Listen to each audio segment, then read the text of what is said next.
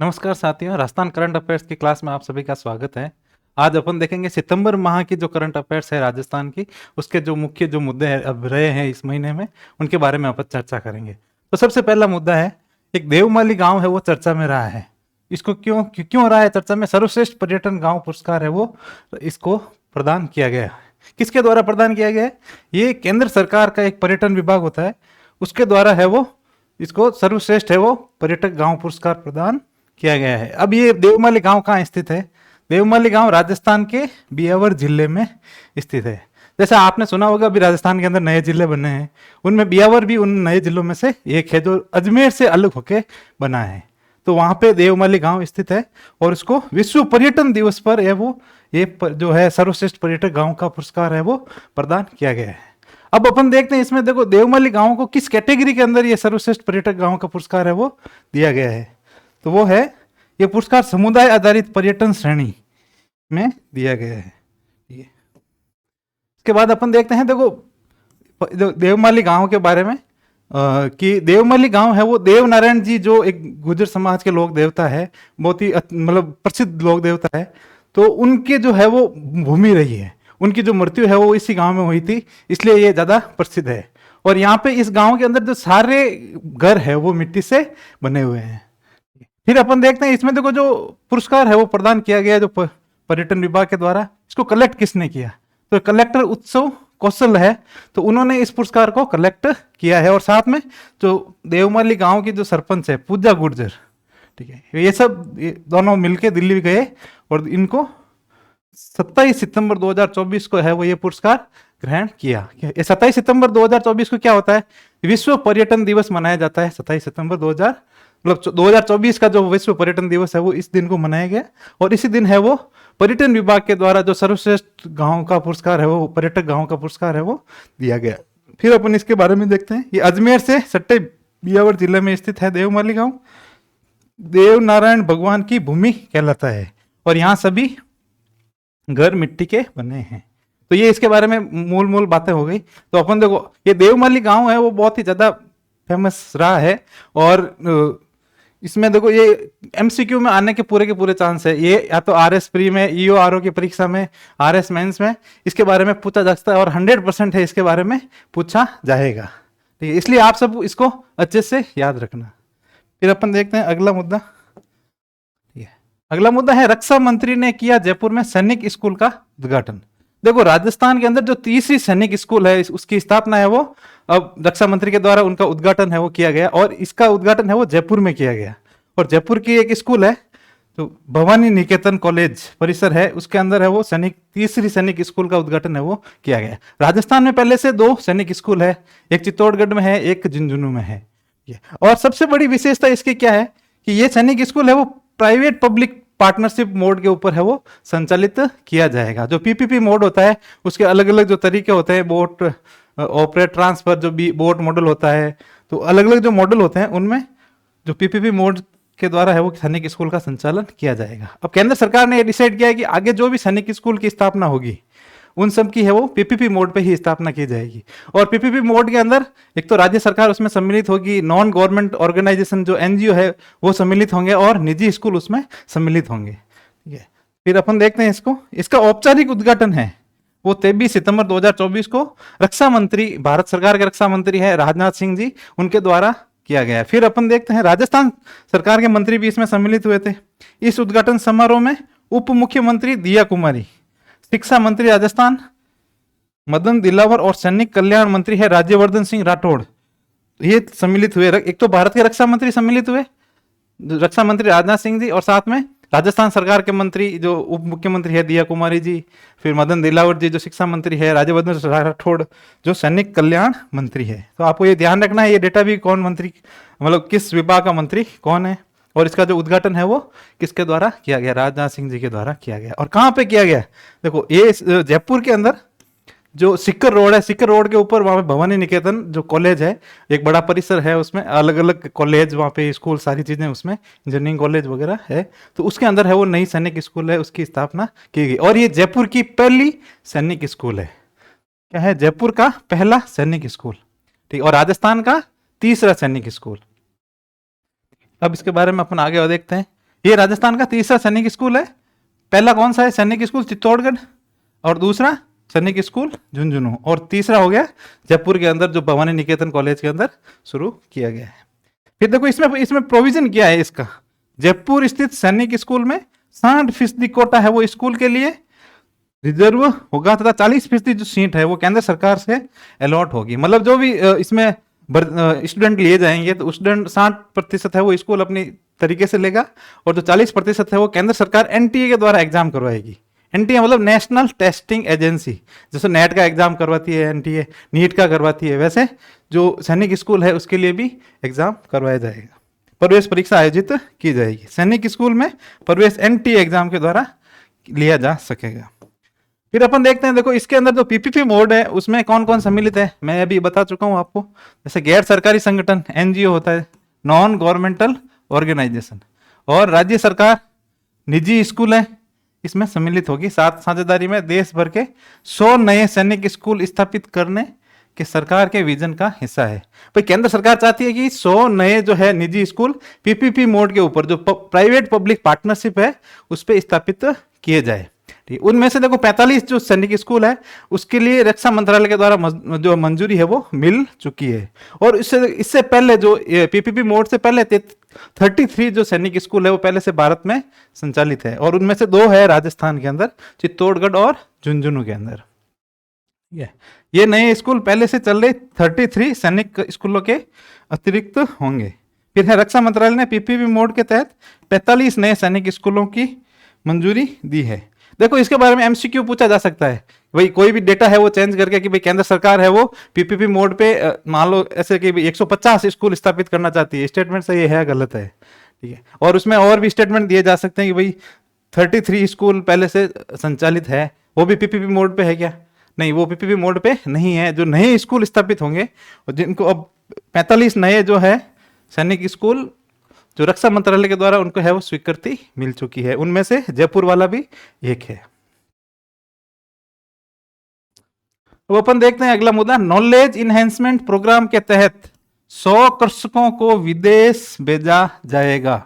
देखो ये राजस्थान सरकार का एक बहुत ही बड़ा अच्छा कदम है कि अब किसान है वो विदेश जाएंगे राज्य सरकार की तरफ से, ठीक है। और राज्य सरकार है वो, राज्य सरकार ने बजट में ये घोषणा की है राजस्थान सरकार ने कि 2024-25 का जो बजट है उसमें कि जो नॉलेज इनहेंसमेंट प्रोग्राम मतलब नॉलेज को बढ़ाने के लिए एक प्रोग्राम लॉन्च किया, और उसमें किसानों को 100 किसानों को है वो विदेश भेजा जाएगा।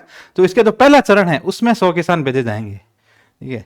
और उसमें भी जो है 80 किसान ऐसे होंगे जो कृषि के लिए जो जाएंगे, और जो 20 किसान है वो डेयरी और पशुपालन के क्षेत्र के, ऐसे देश जहां पे डेयरी और पशुपालन, जैसे डेनमार्क हो गया, नॉर्वे हो गया, वहां पे डेयरी और पशुपालन बहुत ही अच्छा है, तो वो वहां पे जाएंगे। और जो 80 किसान है वो ऐसे जगह जाएंगे जहां पे एग्रीकल्चर के अंदर इनोवेशन किया जा रहा है, नई टेक्नोलॉजी लाई जा रही है, ठीक है, और कम क्षेत्र के अंदर ज्यादा उत्पादन किया जा रहा है। इस तरह की जो टेक्नोलॉजी है उसका इजाद किया जा रहा है, जैसे इजराइल के अंदर किया जाता है। इजराइल में ज्यादातर डेजर्ट इलाका है, पानी की कमी है, तो वहां के लोग है वो इनोवेशन करके कम क्षेत्र के अंदर बेहतर उत्पादन कर रहे हैं। जो जैसे ड्रिप इरिगेशन सिस्टम है ये इजराइल से आया हुआ है, ठीक है। और भी माइक्रो इरिगेशन की टेक्निक है वो इजराइल ने इजाद की है। तो हो सकता है कि इनमें से कुछ लोगों को है इजराइल भेजा जाए, कुछ को और है वो दूसरे नॉर्वे, स्वीडन, डेनमार्क वगैरह भेजा जाएगा, ठीक है। राज्य सरकार ने वर्ष 2024-25 की बजट घोषणा में नॉलेज इनहेंसमेंट प्रोग्राम शुरू करने का निर्णय है वो लिया है, ठीक है। फिर अपन देखते हैं इसमें नॉलेज इनहेंसमेंट प्रोग्राम के तहत पहले चरण में चयनित 100 युवा किसानों को, देखो इसमें युवा किसानों को भेजा जाएगा, वृद्ध किसानों को नहीं भेजा जाएगा, क्योंकि वृद्ध किसान तो चाहते ही नहीं है कि कोई इनोवेशन हो, वो तो पारंपरिक तरीके से ही खेती करना चाहते हैं। तो युवा जो लोग होते हैं, युवा किसान होते हैं, वो चाहते हैं कि नए तरीके से नई तकनीकी के साथ है वो खेती की जाए, कम क्षेत्र में ज्यादा उत्पादन किया जाए, जैसे पोली हाउस के द्वारा है वो खेती की जाए। विदेश भ्रमण पर भेजा जाएगा कितने को? युवा किसानों को। फिर है इनमें से 80 कृषि क्षेत्र तथा 20 है वो डेयरी एवं पशुपालन क्षेत्र में भेजे जाएंगे, और ऐसे देशों में भेजे जाएंगे जहां पे एग्रीकल्चर का है वो इनोवेशन किया जा रहा है, ठीक है। पहले चरण में युवा किसानों को उन देशों में भेजा जाएगा जहां कृषि एवं पशुपालन के क्षेत्र में नवाचार किए जा रहे हैं, उच्च तकनीकी के प्रयोग से कम जगह और कम लागत से अधिक उत्पादन, मतलब है कि ऐसी टेक्नोलॉजी का उपयोग करना जिससे कम क्षेत्र के अंदर है वो अधिक उत्पादन हो और एफिशिएंटली उत्पादन हो, कम पानी के अंदर उत्पादन हो। ठीक है, तो ये बहुत ही अच्छा कदम है राजस्थान सरकार का। अब किसानों का भी सपना पूरा होगा कि भाई हम भी विदेश जाए। किसान बेचारे दूसरे राज्य तक नहीं पहुंच पाते और विदेश जाएंगे सीधे, कितने खुश होंगे। अगला मुद्दा है, राजस्थान के अंदर 2 नगर परिषदों को नगर निगम में क्रमोन्नत करने की अधिसूचना है वो जारी की है। देखो, राजस्थान सरकार ने अभी है वो 2 नई नगर निगम है वो घोषित किए। कौन से? एक तो भीलवाड़ा और एक है पाली। इन 2 नगर परिषदों को नगर निगम में जो कन्वर्ट किया गया। अब ये किस विभाग के द्वारा किया गया? तो ये है राज्य स्वायत्त शासन विभाग। जो स्वायत्त शासन विभाग है उसने अधिसूचना जारी की है कि अब जो है भीलवाड़ा और पाली है वो नगर निगम होंगे। तो अब नगर निगम की संख्या है वो 13 हो गई है। कितनी हो गई? अब 13 हो गई है। इनको क्रमोन्नत करके नगर निगम में घोषित किया गया। कब की गई ये घोषणा? 2 सितंबर 2024 को की गई। किसके द्वारा? स्वायत्त शासन विभाग राजस्थान सरकार के द्वारा। फिर अपन देखते हैं आगे इसमें। अब राजस्थान में कितने? 13 नगर निगम हो गए हैं। ठीक है, देखो 13 नगर निगम कौन कौन से हैं आपको याद रखना, आपको डेटा इसका पता होना चाहिए। आपको पूछा जा सकता है कि भी कौन सा शहर है वो नगर निगम नहीं है, कौन सा नगर, मतलब इतना नहीं, नगर पालिका नहीं पूछा जाएगा कौन सा नगर पर नगर निगम क्या है, एक बड़ी सबसे टॉप चीज होती है। तो नगर निगम के बारे में है वो पूछा जा सकता है। देखो जयपुर में 2 है, जोधपुर में 2 है, कोटा में 2 नगर निगम है। ठीक है, तो ये तो हो गए 6। ठीक है, उसके बाद अजमेर 7, भरतपुर 8, अलवर 9, पाली 10, उदयपुर 11, बीकानेर 12 और भीलवाड़ा 13। तो ये टोटल 13 हो गए। अब इनमें से देखो एक बहुत ही अच्छा फैक्ट इसमें दिया गया है। अजमेर है वो पहला नगर निगम है राजस्थान का। अजमेर राजस्थान का पहला नगर निगम, राजस्थान का प्रथम नगर निगम। नगर निगम कब बना ये बना था 1866 के अंदर। तो देखो बहुत टाइम पहले है वो अजमेर नगर निगम बन गया था। ठीक है, फिर अपन देखते हैं आगे। ठीक है, फिर साथ ही 3 नए नगर परिषद, 4 नगर पालिकाओं को क्रमोन्नत किया गया और 7 ग्राम पंचायतों को नगर पालिका घोषित किया गया। तो 3 तो देखो नगर पालिकाओं को नगर परिषद बनाया गया और 4 नगर पालिका है उनको क्रमोन्नत किया गया। नगर पालिकाओं में अलग अलग कैटेगरी होती है, उसमें उनको क्रमोन्नत किया और 7 ग्राम पंचायतों को है वो नगर पालिका घोषित किया गया। अब अपन देखो यहाँ पे देखते नगर परिषद कौन कौन से घोषित किए। नगर परिषद 3 नगर परिषद घोषित किए। तो कौन कौन से? पुष्कर 1, ठीक है, 2 लालसोट दौसा और तीसरा है शाहपुरा जयपुर। इनको है वो नगर पालिका से नगर परिषद घोषित किया गया है। तो आपको ये याद रखना है कि नगर परिषद कितने बनाए गए? नए 3 नए नगर परिषद है वो बनाए गए हैं। ठीक है, फिर उसके बाद देखते हैं अपन नगर पालिका को क्रमोन्नत किया है।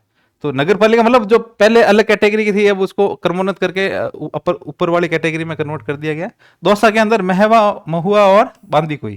ठीक है, चूरू में तारानगर, सीकर में लोसल नाम की जगह है। तो उनको है वो नगर पालिका में क्रमोन्नत है वो किया गया। पहले भी नगर पालिका थी, अब है पर वो अपर लेवल की हो गई। ठीक है, अब वो 7 ग्राम पंचायतों को नगर पालिका घोषित किया गया। कितनी? 7 ग्राम पंचायतों को नगर पालिका घोषित किया। कौन कौन सी है? जोधपुर जिले में 2 है, एक तो कुड़ी बगताशनी और तिवरी। फिर दूसरा जयपुर में है जमवा रामगढ़, 3 हो गए। फिर झुंझुनू में ढूंढलोद, सुल्ताना और जाखल। ये कितने हो गए? 1 2 3 4 5 6 हो गए। और जालोर में साहिला नाम के 7 हो गए। जो ग्राम पंचायत है उनको नगर निगम में घोषित किया गया है। इसके बाद अपन अगला मुद्दा देखते हैं। ये बहुत ही इंपॉर्टेंट देखो मुद्दा है। राजस्थान सरकार के सामाजिक न्याय और अधिकारिता विभाग को मिला राष्ट्रीय ई गवर्नेंस गोल्ड पुरस्कार। देखो राजस्थान सरकार का जो है सामाजिक न्याय और अधिकारिता विभाग है उसको नेशनल जो ई गवर्नेंस के लिए जो पुरस्कार दिया जाता है उसमें गोल्ड मेडल दिया गया। गोल्ड मेडल मतलब फर्स्ट रैंक है वो प्रदान की गई, प्रथम स्थान प्राप्त किया है। ठीक है, अब देखो किसके द्वारा दिया गया? ये केंद्र सरकार का है। प्रशासनिक सुधार और लोक शिकायत विभाग ने नागरिक केंद्रित सेवाएं प्रदान करने के लिए। भाई ई गवर्नेंस क्या होता है? इंटरनेट के द्वारा है वो जो है जनता को सेवाएं प्रदान करना। ठीक ठीक है। लोक सेवाएं जो है, नागरिक केंद्रित सेवाएं है, सिटीजन सेंट्रिक सर्विसेज है, वो जो प्रोवाइड की जाती है, उसमें राजस्थान पूरे भारत के अंदर सर्वोच्च स्थान पर है। राजस्थान सरकार के द्वारा बहुत ही अच्छी सेवाएं है वो जनता को प्रदान की जाती है। ठीक है, तो उसके लिए जो है ई गवर्नेंस का जो है गोल्ड पुरस्कार है वो प्रदान किया गया है, प्रथम रैंक प्रदान की गई है। तो ये करने के लिए उभरती हुई प्रौद्योगिकी के अनुप्रयोग के तहत उत्कृष्ट उपलब्धि के लिए राज्य सरकार को राष्ट्रीय ई गवर्नेंस गोल्ड पुरस्कार 2024 से सम्मानित किया गया है। भाई जो है, जो अपना जो विभाग है, सामाजिक न्याय और अधिकारिता विभाग है, उसके द्वारा है वो टेक्नोलॉजी को एक्सेप्ट किया गया है, नई टेक्नोलॉजी है, उसमें आर्टिफिशियल इंटेलिजेंस का यूज किया गया है।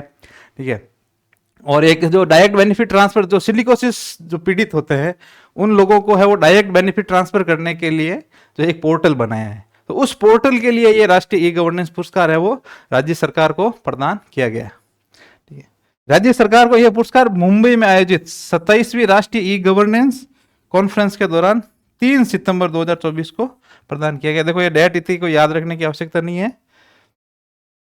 आपको बस याद रखना है किसके लिए प्रदान मतलब किया गया है, प्रौद्योगिकी के लिए। और कौन से विभाग को, सामाजिक न्याय और अधिकारिता विभाग को राष्ट्रीय ई गवर्नेंस पुरस्कार है वो मिला है।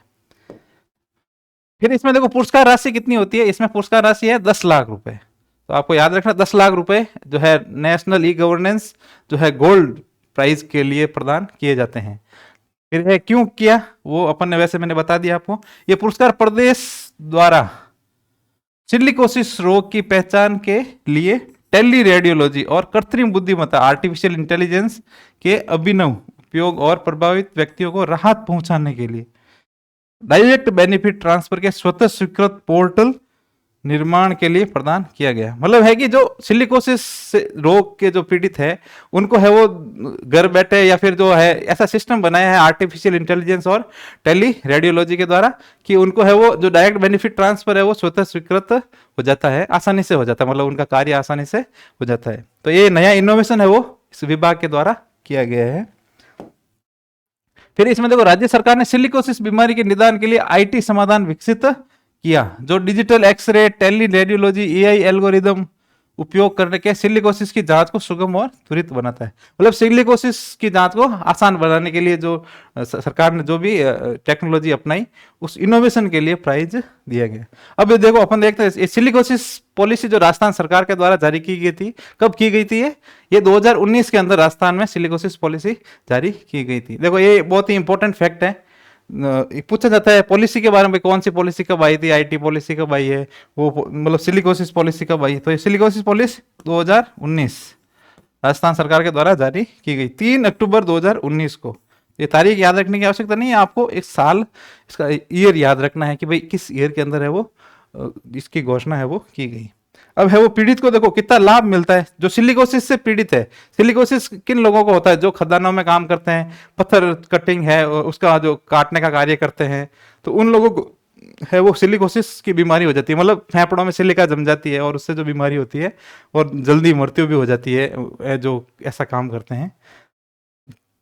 तो उन लोगों के जो कल्याण के लिए, पुनर्वास के लिए, या फिर जो उनके पीछे परिजन जो बस होते हैं उनको सहायता के लिए सरकार के द्वारा सहायता प्रदान की जाती है। तो पीड़ित को यदि वो जीवित है और पुनर्वास कर रहा है तो उसके लिए 3 लाख रुपए सरकार के द्वारा प्रदान किए जाते हैं। और जो किसी की मृत्यु हो गई सिलिकोसिस पीड़ित की, तो उसके परिजनों को है वो 2 लाख रुपए प्रदान किए जाते हैं। और साथ में है वो इनमें पेंशन भी प्रोवाइड की जाती है। ठीक है, तो आप बताओ अपने कमेंट सेक्शन में कि कितनी पेंशन कितनी प्रोवाइड की जाती है। ठीक है, फिर अपन अगला मुद्दा देखते हैं। इसमें अवनी लेखरा ने पेरिस पैरालंपिक में जीता स्वर्ण पदक। अवनी लेखरा ने जो पेरिस में पैरालंपिक हुआ है, अभी ग्रीष्म पैरालंपिक कहाँ पे हुए, पेरिस के अंदर आयोजित हुए। पिछली बार पहले है वो टोक्यो में हुए थे पिछली बार, अब है वो पेरिस के अंदर आयोजित हुए हैं। अवनी लेखरा ने टोक्यो के अंदर भी गोल्ड मेडल जीता था और यहाँ पे पेरिस में भी गोल्ड मेडल जीता है। ठीक है, और अब की बार तो उन्होंने और एक कांस्य पदक मतलब दूसरा पदक भी जीता है, तो टोटल 3 हो गए उनके पास। तो ग्रीष्मकालीन पैरालंपिक कब से कब तक आयोजित हुआ, 20 अगस्त से 8 सितंबर 2024 को है वो कहाँ पे आयोजित हुआ, ये पेरिस के अंदर आयोजित हुआ है। पेरिस कहाँ पे है, फ्रांस। फिर है जयपुर की अवनी लेखरा ने महिलाओं की 10 metre air rifle SH1 category event में गोल्ड मेडल जीता है। तो अवनी लेखरा कहाँ की रहने वाली है? अवनी लेखरा है जयपुर, राजस्थान की, जयपुर की रहने वाली है। और इन्होंने जो 10 मीटर एयर राइफल का जो SH1 कैटेगरी है, कौन सी कैटेगरी? SH1। देखो ये MCQ में पूछा जाता है, ये कैटेगरी पूछी जाती है। अब आपको थोड़ा सा आपको एग्जैक्टली नहीं पता है, ऐसे 6 लिख देंगे, 5 लिख देंगे तो आप कंफ्यूज हो जाओगे। आपको एग्जैक्टली पता होना चाहिए कि ये किस कैटेगरी के अंदर किस इवेंट में मतलब प्ले करती है। तो ये SH1 कैटेगरी है, उसमें फाइट करती है। फिर अवनी ने जो इसका स्कोर है वो 294.7 अंक हासिल कर रिकॉर्ड बनाया है। इन्होंने मतलब एक नया रिकॉर्ड बनाया है। वैसे ये इतना फैक्ट है वो पूछा नहीं जाता, पर फिर भी कई बार क्या होता है कि अधीनस्थ बोर्ड वगैरह है वो ऐसे उल्टे पुल्टे क्वेश्चन बनाने की कोशिश करता है, तो उसमें इस तरह के फैक्ट भी वो है वो अंदर क्वेश्चन में दे देते हैं। मतलब क्वेश्चन को ज्यादा टफ बनाने के लिए, फैक्चुअल ज्यादा बनाने के लिए इस तरह के आंकड़े भी डाल दिए जाते हैं। फिर देखो अवनी ने टोक्यो पैरालंपिक में महिलाओं की 10 metre air rifle standing SH1 स्पर्धा में स्वर्ण पदक जीता था। देखो पिछली बार जब टोक्यो पैरालंपिक हुआ था तो उसमें भी इन्होंने 10 metre air rifle SH1 category में गोल्ड मेडल जीता था। तो अब अवनी है वो 2 गोल्ड मेडल है वो लाने वाली पहली पैरालंपिक महिला है भारत की, और 3 मेडल जो पैरालंपिक में 3 मेडल लाने वाली पहली भारत की महिला है। तो पैरालंपिक में अवनी 2 गोल्ड मेडल जीतने वाली पहली महिला बनी, और पैरालंपिक में कुल 3 मेडल जीतने वाली पहली भारतीय महिला बनी है। तो ये फैक्ट हो गए अवनी लेखरा के बारे में। अवनी लेखरा आपके बारे बहुत ज्यादा इंपॉर्टेंट है। अब और भी देखो राजस्थान के 2 और लोगों ने है यहाँ पे जो है मेडल जीते हैं। एक तो मोना अग्रवाल, मोना अग्रवाल ने 10 मीटर एयर राइफल है SH1 कैटेगरी, जो कि अवनी लेखरा की है वो सेम कैटेगरी है, इन्होंने कांस्य पदक जीता है। तो ये भी राजस्थान से बिलोंग करती हैं। और ये जो 3 लोग हैं, अवनी लेखरा, मोना अग्रवाल और सुंदर सिंह गुर्जर, इन्होंने पैरालंपिक के अंदर है वो मेडल जीता है राजस्थान की ओर से। मतलब भारत की ओर से खेलते हैं पर राजस्थान से बिलोंग करते हैं। अब सुंदर सिंह गुर्जर है, ये F46 कैटेगरी है। F46 कैटेगरी किसमें? जेवलिन थ्रो, भाला फेंक के अंदर। इन्होंने कौन सा पदक जीता? कांस्य पदक जीता है। और इन्होंने कितनी दूरी तक है वो भाला फेंका है? 64.96 मीटर, मीटर में है ये, ठीक है, 64.96 मीटर है वो सुंदर सिंह गुर्जर ने भाला फेंका। कौन सी कैटेगरी में? F46 कैटेगरी में। मोना अग्रवाल की कैटेगरी क्या है? SH1। अवनी लेखरा की कैटेगरी क्या है? SH1। अब अपन देखते हैं अगला, देखो मुद्दा कवच 4.0। कवच 4.0 क्या है, इसका राजस्थान से क्या संबंध है? देखो कवच एक ऐसी नई प्रणाली है जो ट्रेनें आपस में भिड़ती है उसको रोकने के लिए एक सिस्टम बनाया गया है उसको, और भारत का ये स्वदेशी सिस्टम है और इसका नाम दिया गया है कवच। और अब राजस्थान से इसका क्या संबंध है? राजस्थान के अंदर इसका है वो ट्रायल किया गया है। अब देखो ये इसको कवच जो वर्जन है इसका 4 वर्जन है, 4.0, मतलब इसका 4था वर्जन है। अपडेट हर मतलब सिस्टम है वो अपडेट होता रहता है, तो इसका 4th वर्जन है। और इसका जो ट्रायल है, ट्रायल कहां पे किया गया? राजस्थान में सवाई माधोपुर के और कोटा के बीच 24 सितंबर 2024 को 108 किलोमीटर के रेलवे ट्रैक पर किया। तो राजस्थान के अंदर जो है सवाई माधोपुर और कोटा के बीच का जो ट्रैक है वहां पे कवच 4.0 का है ट्रायल किया गया रेलवे के द्वारा, ताकि है वो रेलवे के अंदर तो ट्रेनें भिड़ जाती है, कई बार आमने सामने आ जाती है, कई बार पीछे से कोई दूसरी ट्रेन सेम ट्रैक पे आ जाती है और भिड़ जाती है, ठीक है, कई बार है वो सिग्नलिंग में प्रॉब्लम होने की वजह से भिड़ जाती है, ठीक है। अभी हाल ही में बहुत ज़्यादा घटनाएं दुर्घटनाएं हुई है रेलवे से संबंधित, उड़ीसा के अंदर हुई थी, यूपी में हुई थी, ठीक है। तो अब देखो इसके लिए कवच है वो सिस्टम बनाया गया है। यह ऑटोमेटिक ट्रेन प्रोटेक्शन सिस्टम का सबसे उन्नत संस्करण है, भाई 4th वर्जन है, यह सबसे उन्नत संस्करण है। यह स्वदेशी रूप से विकसित ऑटोमेटिक ट्रेन प्रोटेक्शन सिस्टम है और ट्रेनों की आपस में भिड़ने से रोकता है। यह स्वदेशी रूप से विकसित है, तो आपको ये ध्यान रखना यह स्वदेशी है, क्योंकि नाम भी तो अपना है, कवच जो है भारत का नाम है, हिंदी का नाम है, ठीक है। तो इसमें स्वदेशी बहुत ही इंपॉर्टेंट है।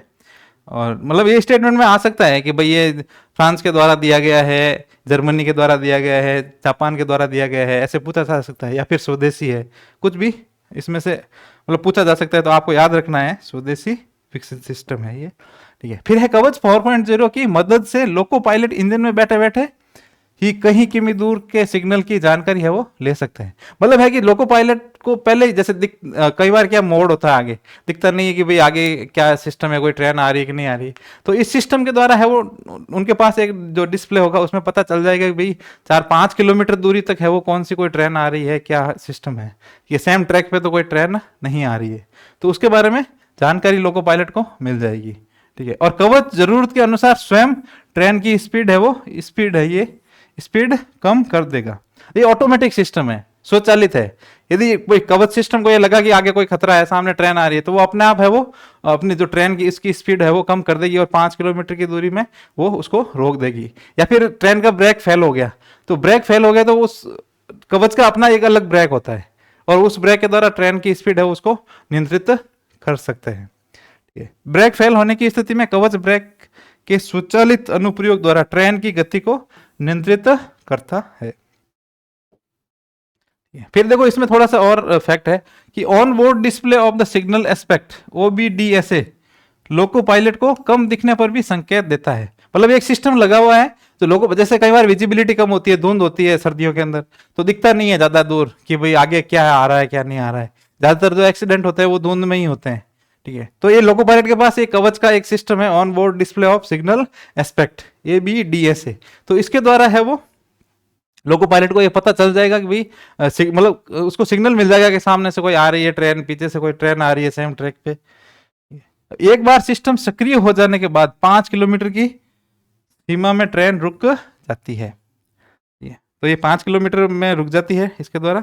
अब इसके अंदर टेक्नोलॉजी कौन सी यूज की जाती है? कवच प्रणाली में हाई फ्रिक्वेंसी के रेडियो कम्युनिकेशन का इस्तेमाल किया जाता है। कौन सा? हाई फ्रिक्वेंसी का रेडियो कम्युनिकेशन टेक्नोलॉजी है वो इसमें यूज की जाती है।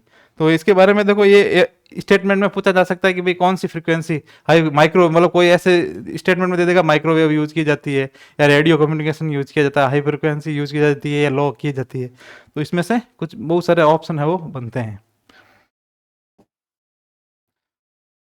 अगला पॉइंट है देखो अपना प्रखर राजस्थान रीडिंग अभियान। राजस्थान सरकार के द्वारा एक अभियान चलाया गया है जिसमें कक्षा 1 से लेकर 8 तक के जो बच्चे हैं उनको धारा प्रवाह के साथ है वो किताब पढ़ने सिखाने के लिए, उनके जो है लर्निंग सिस्टम को मजबूत करने के लिए एक प्रखर राजस्थान रीडिंग अभियान है वो जो है उसकी शुरुआत की है। तो राज्य सरकार द्वारा 9 सितंबर से 2 अक्टूबर 2024 तक प्रखर राजस्थान रीडिंग अभियान चलाया जा रहा है। ठीक है, तो कब से लेके कब तक? 9 सितंबर से लेके 2 अक्टूबर तक। 2 अक्टूबर गांधी जयंती, उससे पहले 9 सितंबर से लेके 2 अक्टूबर तक। अब इसका उद्देश्य क्या है? इसका उद्देश्य प्रदेश के बच्चों को किताबों को प्रवाह से पढ़ना सिखाने की क्षमता विकसित करना, 1 से लेके 8 तक। ये आपको फैक्ट याद रखना है कि कौन सी क्लास से, मतलब किस कक्षा से लेके किस तक है ये, 1 से लेके 8 तक। यहाँ पे देखो आपको MCQ में पूछा जा सकता है कि भाई 1 से 5 जो प्रखर राजस्थान रीडिंग अभियान है वो 1 से लेके 5वीं तक के बच्चों के लिए है, या 5वीं से लेके 8वीं तक के बच्चों के लिए है, या 1 से लेके 8 तक के बच्चों के लिए है, या फिर ये पहली और दूसरी क्लास के बच्चों के लिए, कुछ भी इसमें ऑप्शन है वो बनाया जा सकता है। ठीक है, तो इसकी शुरुआत है वो शिक्षा मंत्री मदन दिलावर द्वारा झालावाड़ जिले के कनवाड़ी ग्राम। ठीक है, तो देखो इसमें ये बहुत ही महत्वपूर्ण फैक्ट है कि भाई इसकी जो शुरुआत है वो कहाँ पे की गई है और किसके द्वारा की गई है? शिक्षा मंत्री मदन दिलावर जी के द्वारा है वो की गई है इसकी शुरुआत। और ये झालावाड़ जिले का एक जगह है, गांव है कनवाड़ी ग्राम।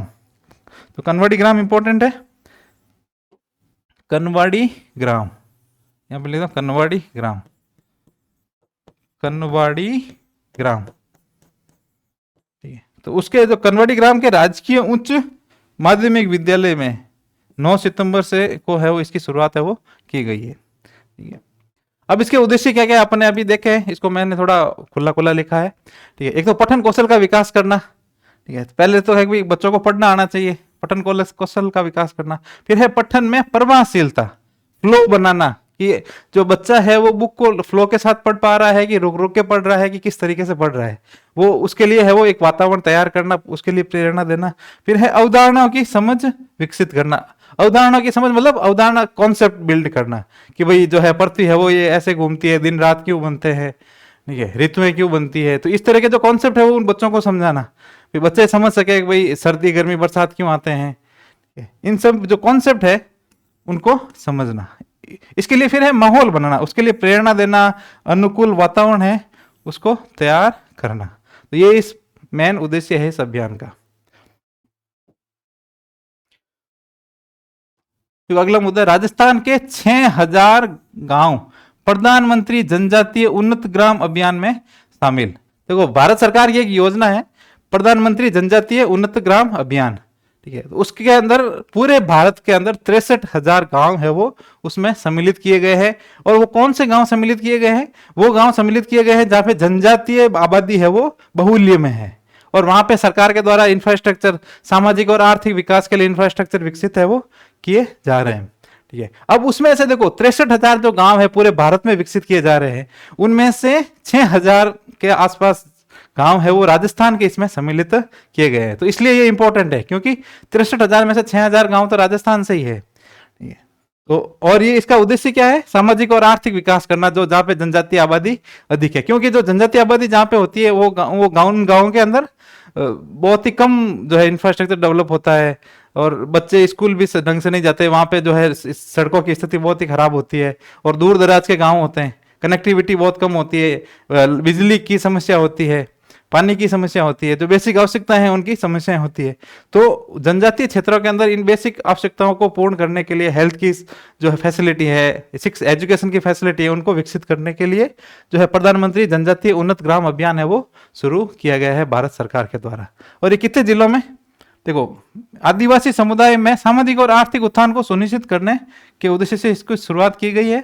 ये इस योजना का क्रियान्वयन 30 राज्यों और केंद्र शासित प्रदेशों, मतलब राज्य प्लस इसमें यूटी, यूनियन टेरिटरी, जो केंद्र शासित प्रदेश है वो राज्य दोनों मिला के 30 होते हैं, और उनके 549 डिस्ट्रिक्ट है उनमें इसकी शुरुआत की गई। 549 जिलों के अंदर है वो इस अभियान, मतलब इस अभियान की शुरुआत है वो की गई है भारत के अंदर। उनमें से राजस्थान में कितने हैं? तो इस योजना में राजस्थान के 30 जिलों के 208 ब्लॉक है, उनके 6019 गांवों को विकसित है वो इसमें, मतलब इस विकास के कार्य इसमें किए जाएंगे। ये इस योजना में 63,000 से अधिक गांवों को चुना गया है। जैसे मैंने इसके बारे में पहले बात की भाई, 63,000 गांव है वो पूरे भारत से लिए गए हैं, उनमें से 6,000 मतलब 63,000 से अधिक गांव हैं, 63,000 प्लस है, और उनमें से 6,000 प्लस है वो राजस्थान से सम्मिलित है। तो ये आज के अपने टॉपिक हो गए पूरे। अब है वो अगले जो बचा हुआ करंट अफेयर्स है वो अपन सेकंड पार्ट के अंदर करेंगे, और सेकंड पार्ट है वो मैं जल्दी लेके आऊंगा। धन्यवाद।